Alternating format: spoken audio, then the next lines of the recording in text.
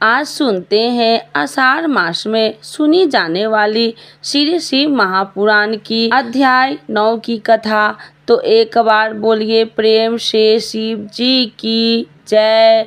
माता पार्वती की जय। उमा सहित भगवान शिव का प्रकट, उनके द्वारा अपने स्वरूप का विवेचन तथा ब्रह्मा जी तीनों देवताओं की एकता की प्रतिपादन। ब्रह्मा जी कहते हैं, नारद भगवान विष्णु के द्वारा की हुई अपनी स्तुति सुनकर करुणानिधि महेश्वर बड़े प्रसन्न हुए और उमा देवी के साथ वहां प्रकट हो गए। उस समय उनके 5 मुख और प्रत्येक मुख में 3-3 नेत्र शोभा पाते थे। भाल देश में चंद्रमा का मुकुट सुशोभित था। सिर पर जटा धारण किए गौरवर्ण विशाल नेत्र शिव ने अपने संपूर्ण शरीर में विभूति लगा रखी थी। उनके 10 भुजाएं थी। कंठ में नील चिन्ह था। उनके श्री अंग समस्त आभूषणों से विभूषित थे। उन स्वर्ग सुंदर शिव के मस्तक भस्ममयी त्रिपुंड से अंकित थे। ऐसे विभूषणों से युक्त परमेश्वर महादेव जी को भगवती उमा के साथ उपस्थित देख मैंने और भगवान विष्णु ने पुनः प्रिय वचनों द्वारा उनकी स्तुति की। तब पापहारी करुणाकर भगवान महेश्वर ने प्रसन्नचित्त होकर उन्हें श्री विष्णु देव को खास रूप से वेद का उपदेश दिया। उसके बाद शिव ने परमात्मा श्री हरि को हृदय ज्ञान प्रदान किया। फिर उन पर परमात्मा ने कृपा करके मुझे भी वह ज्ञान दिया। वेदों का ज्ञान प्राप्त करके कृतार्थ हुए भगवान विष्णु ने मेरे साथ हाथ जोड़ महेश्वर को नमस्कार करके पुनः उनकी पूजन की विधि बताने का सदुपदेश देने के लिए प्रार्थना की। यह बात सुनकर अत्यंत प्रसन्न हुए। कृपा निधान भगवान शिव ने प्रतिपूर्वक यह बात कही। श्री शिव जी बोले, सुर श्रेष्ठ गण, मैं तुम दोनों की भक्ति से निश्चय ही बहुत प्रसन्न हूँ। तुम लोग मुझे महादेव की ओर देखो। इसमें तुम्हें मेरा स्वरूप जैसा दिखाई देता है वैसे ही रूप का पर्यंत पूर्वक पूजन चिंतन करना चाहिए। तुम दोनों महाबली हो और मेरे स्वरूप भूता प्रकृति से प्रकट हुए हो। मुझ सर्वश्रेष्ठ के दाएं बाएं अंगों से तुम्हारा आविर्भाव हुआ है। पितामह ब्रह्मा मेरे दाहिने भाग से उत्पन्न हुए हैं और विष्णु परमात्मा के वाम पार्श्व से प्रकट हुए हैं। मैं तुम दोनों पर भली भांति प्रसन्न हूँ और तुम्हें मनोवांछित वर देता हूँ। मेरी आज्ञा से तुम दोनों की मुख में सीधर भक्ति हो। ब्राह्मण, तुम मेरी आज्ञा का पालन करते हुए जगत की सृष्टि करो और विष्णु तुम इस चराचर जगत का पालन करो। दोनों से ऐसा कहकर भगवान शंकर ने हमें पूजा की उत्तम विधि प्रदान की, जिसके अनुसार पूजित होने पर पूजक को अनेक प्रकार के फल देते हैं। शंभु की उपयुक्त बात सुनकर मेरे सहित श्री हरि ने महेश्वर को हाथ जोड़ प्रणाम करके कहा। भगवान विष्णु बोले, प्रभु, यदि हमारे प्रति आपके हृदय में प्रेम उत्पन्न हुई है और यदि आप हमें वर देना आवश्यक समझते हैं तो हम यही वर मांगते हैं कि आप में हम दोनों सदा अन्य अविचल प्रेम एवं भक्ति बने रहे। ब्रह्मा जी कहते हैं, मुनि, श्री हरि की यह बात सुनकर भगवान हरि मेरे साथ पुनः मस्तक झुकाकर प्रणाम करके हाथ जोड़ खड़े हुए। उन नारायण देव से स्वयं कहा।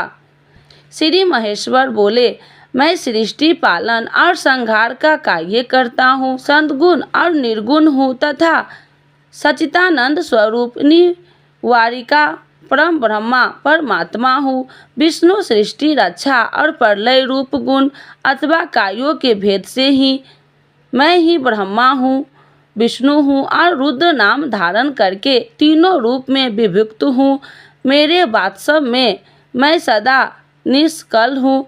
विष्णु तुमने और ब्रह्मा ने मेरे अवतार के नियमित जो स्तुति की है, तुम्हारी उस प्रार्थना को मैं अवश्य सच ही करूँगा, क्योंकि मैं भक्त वत्सल हूँ। मेरा ऐसा ही परम उत्कृष्ट रूप तुम्हारे शरीर से इस लोक में प्रकट होगा, जो नाम से रुद्र कहलाएगा। मेरे अंश से प्रकट हुआ रुद्र की सामर्थ्य मुझसे कम नहीं होगी।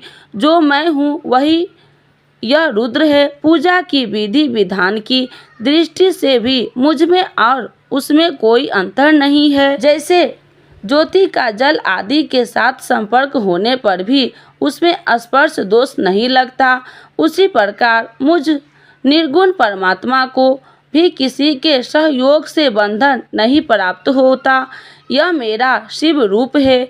जब रुद्र प्रकट होंगे तब भी शिव के ही चले होंगे। महामुने, उन्हें शिव में पर्यापन का भेद नहीं करना चाहिए। वास्तव में एक ही रूप सब जगत में व्यवहार निवार के लिए दो रूपे में विभक्त हो गया है। शिव और रुद्र में कभी भेद बुद्धि नहीं करना चाहिए। वास्तव में सारा दृश्य ही मेरे विचार से शिव रूप है। मैं ब्रह्मा, हरि और जो यह रुद्र प्रकट होंगे वह सब के सब एक रूप, इनमें भेद नहीं है। भेद मानने पर अवश्य ही बंधन होगा।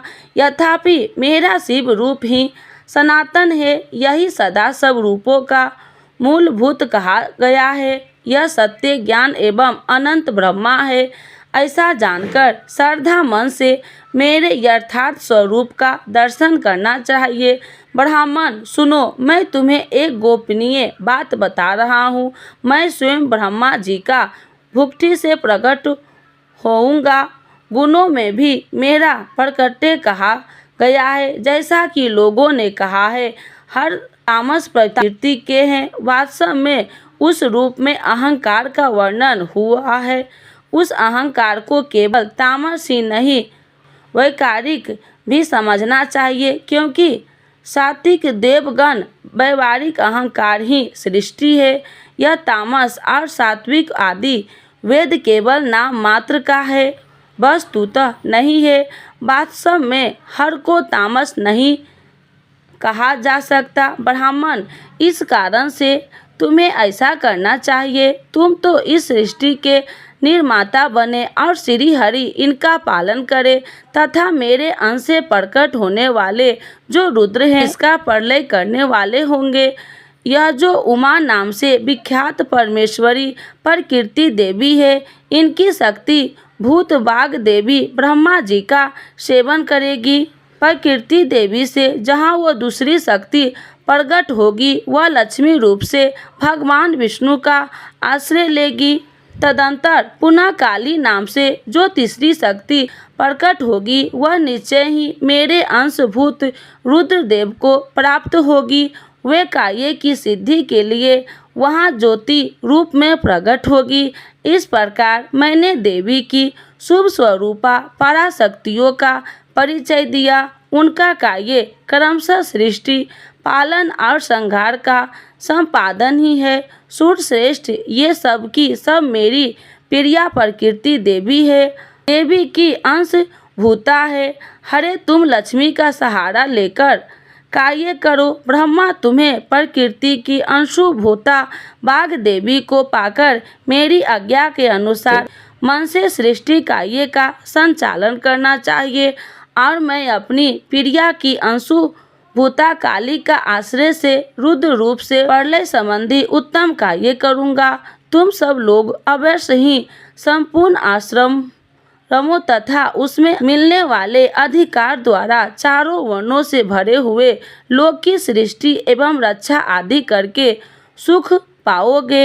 हरे तुम ज्ञान विज्ञान से संपदा और संपूर्ण लोकों के हितैषी हो। मेरी आज्ञा पाकर जगत में सब लोगों के लिए मुक्तिदाता बनो। मेरा दर्शन होने पर जो फल प्राप्त होगा वही तुम्हारा दर्शन होने पर भी होगा। मेरी यह बात सत्य है, इसमें संशय के लिए स्थान नहीं है। मेरे हृदय में विष्णु और विष्णु के हृदय में मैं हूँ। जो इन दोनों के अंतर नहीं समझता वही मुझ विशेष प्रिय है। ब्रह्मा का दाहिने अंग से प्रकट हुआ है और महाप्रलयकारी विस्मता रुद्र मेरी हृदय से प्रादुर्भाव होंगे। विष्णु मैं ही सृष्टि पालन और संहार करने वाले राजस आदि त्रिवेदी गुणों द्वारा ब्रह्मा विष्णु और रुद्र नाम से प्रसिद्ध हो।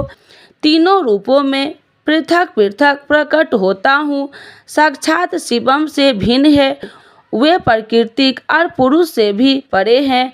अद्वितीय नित्य अनंत पूर्ण एवं निरंजन पर ब्रह्मा परमात्मा है। तीनों लोकों का पालन करने वाले श्री हरि भीतर तमोगुण और बाहर स्वयं गुण धारण करते हैं। त्रिलोकी का संहार करने वाले रुद्रदेव भीतर सत्य गुण और बाहर तमो गुण धारण करते हैं तथा त्रिभुवन की सृष्टि करने वाले ब्रह्मा जी बाहर और भीतर से भी रजोगुण है। इस प्रकार ब्रह्मा विष्णु तथा रुद्र इन तीनों देवताओं में गुण है, परंतु शिव गुणातीत माने गए हैं। विष्णु तू मेरी आज्ञा से सृष्टिकर्ता पितामह का प्रसन्नता पूर्वक पालन करो। ऐसा करने से तीनों लोक पूजनीय होंगे। तो एक बार बोलिए प्रेम से शिव जी की जय, माता पार्वती की जय।